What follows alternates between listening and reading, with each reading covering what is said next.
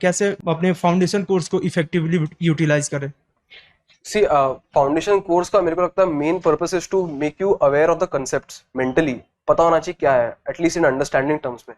उसके बाद quality of the notes जो बने हैं दैट आपको ही पता होगा कि वो कितने अच्छे हैं, कितना आपको हेल्प कर रहा है। फॉर एग्जाम्पल अगर मैं फाउंडेशन कोर्स पढ़ के जा रहा हूँ और मेरे से अगर क्वेश्चन बन नहीं रहा है तो मतलब you have to value add that is there.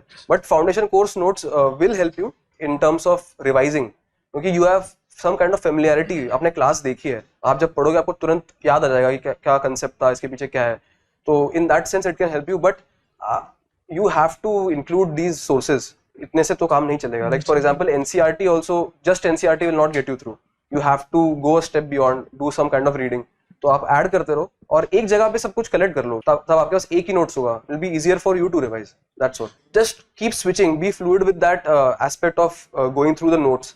Don't get stuck on one part कि अब ये पूरा पढ़ लिया, अब सेम चीज यहाँ से पूरा पढ़ूंगा, ऐसे नहीं करना है। लाइक इंपॉर्टेंट एस्पेक्ट जो है, that's why PYQs will help you, कि जैसे मॉनसून पे, एल नीनो पे, ला नीना पे बहुत ही एलैबोरेटली देयर आस्किंग क्वेश्चंस, नए नए कंसेप्ट आते रहते हैं, twisters, you know that geographical phenomenon, sorry surface temperature rise आपके मेंस में आया था, right, exactly. Just be aware of the important aspects and study from the detailed sources. Sir एक जो क्वेश्चन से GS2 में आया था, पब्लिक एग्जामिनेशन एक्ट 2024, सर क्या उसके लिए आप पहले से रेडी थे या एग्जाम हॉल में वो आपको रैंडमली मिला? ये मैंने न्यूज़पेपर में पढ़ा था। अच्छा, I had read the newspaper, और ये लॉ तो पास हो गया था, so it was in the news, PRS में आया था, ऑनलाइन था, काफी चल रहा था ये। It was a very relevant current affair, it was nothing out of the ordinary, ऐसे कुछ रैंडम नहीं पूछा था।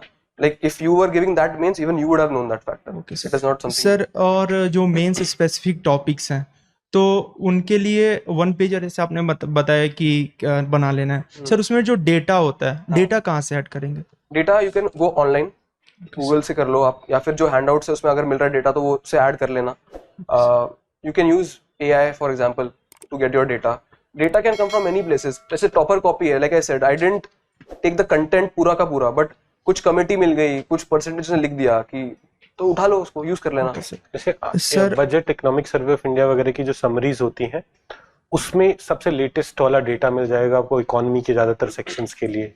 तो हर थोड़ा सा अलग अलग सोर्स होगा, बट डेटा और डेटा कलेक्शन ना मतलब टॉपिक वाइज होना चाहिए। जब आपने क्रॉपिंग पैटर्न पढ़ा तो उसमें राइस ज्यादा हो रहा है, वीट, अगर आपको डेटा चाहिए, have it there, and mostly economic survey of India will be able to serve you the needs of GS3। जो notes, the A4 sheets that I made was for each syllabus point in the main syllabus, ठीक है।